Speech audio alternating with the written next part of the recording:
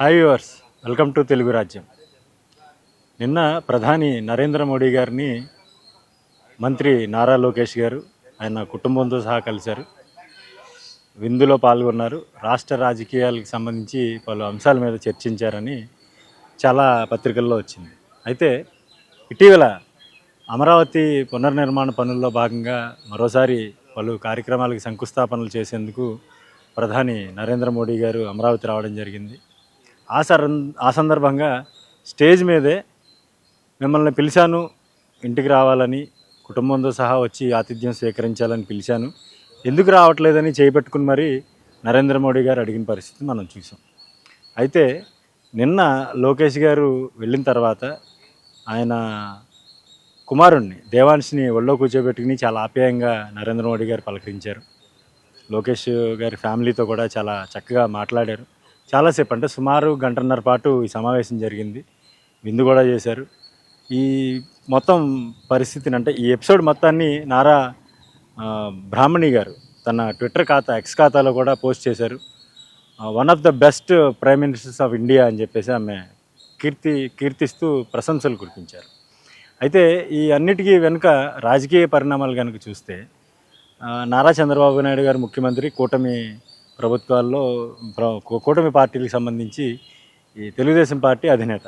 అయితే ఈ పార్టీలో ఉన్నటువంటి నంబర్ 2 నారా లోకేష్ గారిని రాజకీయంగా తనకి హక్కుని చేర్చుకోవడం ద్వారా ఒక మెసేజ్ ఇవ్వదలుచుకున్నారు నరేంద్ర మోడీ గారు అనేది మనకి క్లియర్ కట్గా అర్థమవుతుంది. ఎందుకంటే 2019-24 మధ్య పైన ఎన్డీఏ ప్రభుత్వం, కేంద్రంలో ఎన్డీఏ ప్రభుత్వం ఉంది. అయితే ఇక్కడ ఆంధ్రప్రదేశ్కి సంబంధించి వైఎస్ఆర్ కాంగ్రెస్ పార్టీ ఉంది. అయితే ఏ నిర్ణయం తీసుకున్నా, ఏ బిల్లు పార్లమెంట్లో ఉభయ సభల్లో పాస్ చేయాలన్నా అప్పటి వైఎస్ఆర్ కాంగ్రెస్ పార్టీకి ఉన్న ఎంపీల, రాజ్యసభ ఎంపీలు కావచ్చు, లోక్సభ ఎంపీల బలం చాలా ప్రాధాన్యత సంతరించుకునేది. ఏ బిల్ పాస్ చేయాలన్నా వైఎస్ఆర్ కాంగ్రెస్ పార్టీ అన్కండిషనల్గా వాళ్ళకి సపోర్ట్ చేసిన పరిస్థితి, బీజేపీకి సపోర్ట్ చేసిన పరిస్థితిని చూసాం. అయితే 2024 తర్వాత ఎన్నికలకు ముందు కూటమిగా ఏర్పడ్డాయి. బీజేపీ, టీడీపీ, జనసేన కలిసి కూటమిగా ఏర్పడ్డాయి. అయితే అందరూ కూడా జనసేన పార్టీ నుంచి కానీ, ఇటు టీడీపీ నుంచి కానీ, బీజేపీ నుంచి కానీ, వైసీపీ నుంచి, అంటే ప్రధానంగా 2 పార్టీలు, జనసేన, టీడీపీ, వైసీపీని వ్యతిరేకిస్తూ వైసీపీ మీద ఒకలాంటి రివెంజ్ తీర్చుకునే ప్రయత్నం అయితే చేశాయని చెప్పాలి. ఎందుకంటే అప్పటి నుంచి చూసుకుంటే ఇప్పటివరకు ప్రభుత్వం అధికారంలోకి వచ్చి దాదాపుగా 11 నెలలు అవుతా ఉంది. 11 నెలల కాలంలో అనేక కేసులు, గతంలో జరిగినటువంటి అక్రమాలకు సంబంధించి, దీనికి సంబంధించి కేసులు అంటూ రకరకాల అరెస్టులు జరుగుతూ ఉన్నాయి రాష్ట్ర వ్యాప్తంగా. ఇందులో ప్రధానంగా మద్యం కుంభకోణం. అయితే రకరకాలుగా అన్ని కుంభకోణాలకు సంబంధించి అరెస్టులు జరుగుతూ ఉన్నాయి. అయితే ఈ వ్యవహారానికి సంబంధించి ఇప్పటికే తన మద్దతు, సంపూర్ణ మద్దతు అయితే గత ప్రభుత్వంలో జగన్మోహన్ రెడ్డి గారు బీజేపీకి ఇచ్చారు.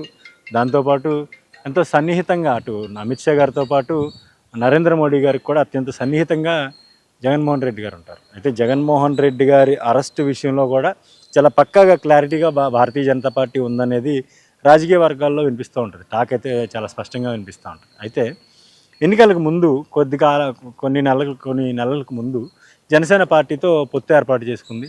అప్పటి వరకు జనసేన పార్టీకి సంబంధించినటువంటి అధినేత పవన్ కళ్యాణ్ గారు గాంధీ పూర్తిగా పాలిటిక్స్కి సంబంధించి తన ఒక సెక్యులర్ భావాలు ఉన్నాయని, మరోవైపు సిపిఎం భావాలు ఉన్నాయని, చెగువేరా అంటూ రకరకాల స్టేట్మెంట్లు ఇచ్చేవారు. అయితే ఎప్పుడైతే ప్రభుత్వం అధికారంలోకి వచ్చిందిగా పూర్తిగా ఆయన ఆర్ఎస్ఎస్ చేతిలోకి వెళ్ళిపోయినట్టుగా కొత్త తరహాగా ఆయన వ్యవహరిస్తూ ఉన్నారు. సనాతని హిందూ అంటూ కూడా పూర్తిగా హిందుత్వాన్ని ఆయన ఎజెండాగా తీసుకున్నారు. అంటే ఇక్కడికి 2 పక్షాలు, అటు జగన్మోహన్ రెడ్డి గారు, ఇటు పవన్ కళ్యాణ్ గారు పూర్తిగా ఆయన మోడీ గారి ఆధీనంలోకి వెళ్ళిపోయినట్టు. ఇక మిగిలిందల్లా తెలుగుదేశం పార్టీ. పూర్తిగా తెలుగుదేశం పార్టీని ఆయన విశ్వసించలేని పరిస్థితి. ఎందుకంటే గతంలో 2 పార్టీలు 2014లో 2 పార్టీలు కలిసి పోటీ చేసినాయి. నైతిక మద్దతుగా జనసేన పార్టీ పోటీ చేయలేకపోయినా నైతిక మద్దతు ఇచ్చింది. అయితే మళ్ళీ ఇదే 3 పార్టీల కాంబినేషన్తో ఈసారి ఎలక్షన్కి వెళ్ళారు, బంపర్ మెజారిటీ సాధించారు. అయితే దీంట్లో అందరూ మనం ఆసక్తిగా పరిశీలించాల్సింది ఏంటంటే, చంద్రబాబు నాయుడు గారికి మోడీ గారికి మధ్యన పెద్దగా వయసు కొద్దిగా భేదం ఉంది. కాకపోతే ఇద్దరు సమకాలీన రాజకీయ నాయకులే. ఆయన గుజరాత్ సీఎంగా చేసినప్పుడు ఈయన ఉమ్మడి ఆంధ్రప్రదేశ్ సీఎంగా చేశారు. అటు ఎన్డీఏలో ఫ్రంట్లో కూడా ఆయన చాలా కీలక భూమికి పోషించారు. అప్పుడు ముఖ్యమంత్రిగా గుజరాత్ ముఖ్యమంత్రిగా నరేంద్ర మోడీ గారు ఉండేవారు.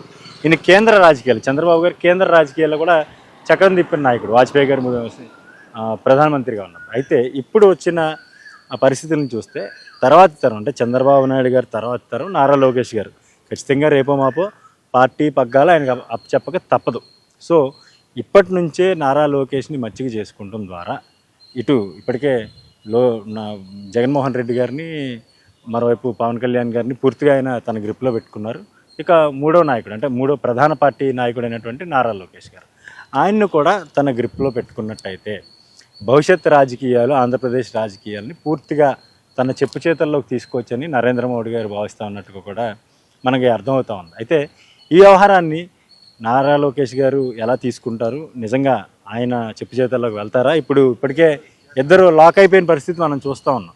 మూడో నాయకుడిగా ఉన్నటువంటి నారా లోకేష్ గారు తండ్రి అడుగుజాడల్ని వీడి మోడీ గారు చెప్పు చేతల్లోకి వెళ్తారా లేదా అనేది మనం ఆలోచించాల్సి ఉంటుంది. అయితే ఇదంతా నారా చంద్రబాబు నాయుడు గారు చూస్తూ అయితే ఒప్పుకోరు, కానీ భవిష్యత్తులో ఏమైనా జరగవచ్చు. దానికి ఇప్పటి నుంచే ప్రధాని నరేంద్ర మోడీ గారు బాటలు వేస్తున్నారని చెప్పక తప్పదు.